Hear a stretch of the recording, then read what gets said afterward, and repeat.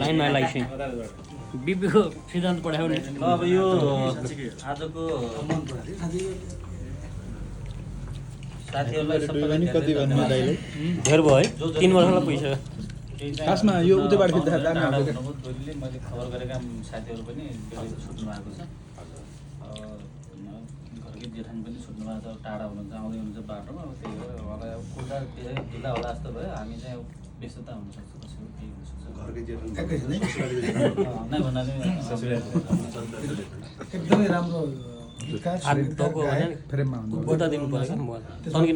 लोकप्रिय गायक हुनुहुन्छ 2-4 शब्द जाने त्यसका साथसाथै एकदम राम्रो ह्युमन बिङ त्यो त भइहाल्यो बबिन दाइ नि यहाँ भाइहरूलाई एकदम माया गर्ने दाइ यहीँ आउनु पर्यो अर्को परिचय हुन्छ बबिन दाइ यतै सुन्नु पर्यो त्यो त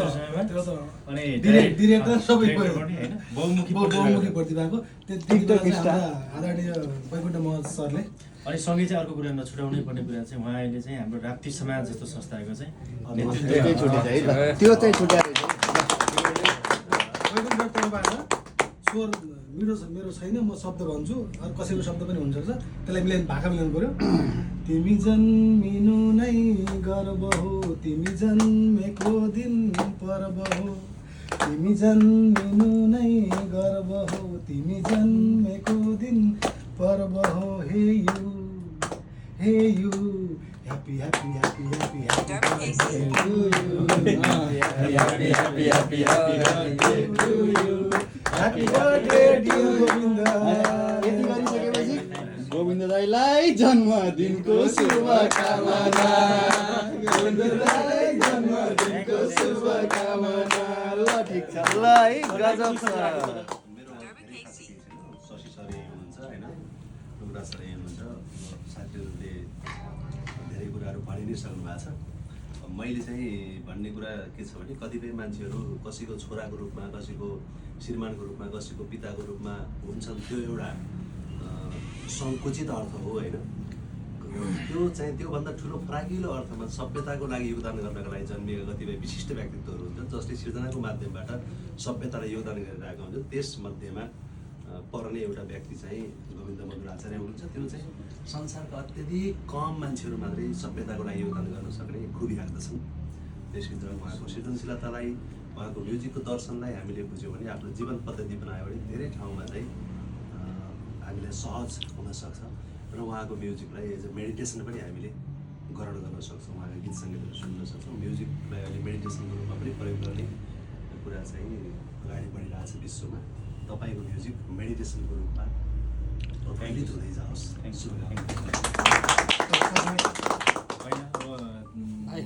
सानो एउटा क्लिप भिडियो के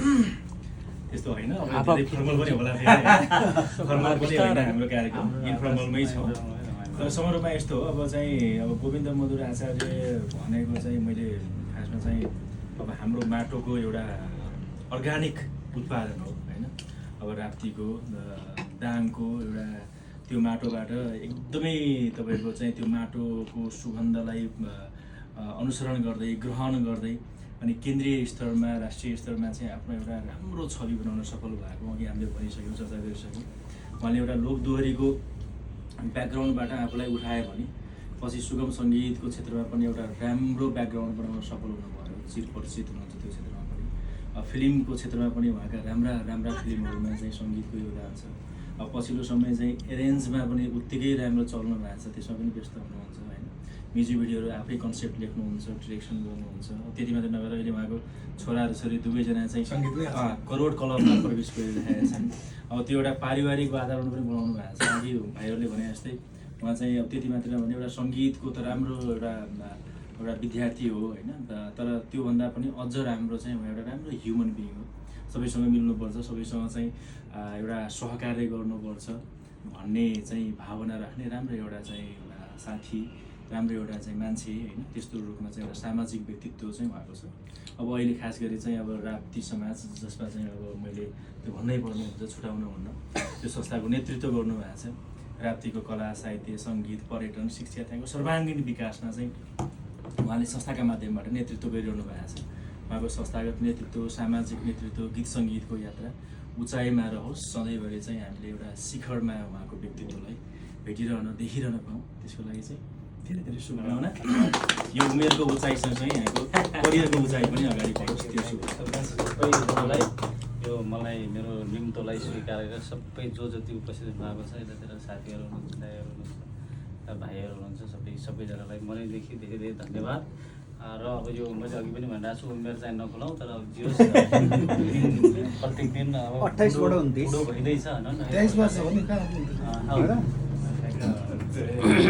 खालको वातावरण हुँदैछ भन्दै सबैजनालाई धन्यवाद भन्दै मैले केक काटेँ सबैलाई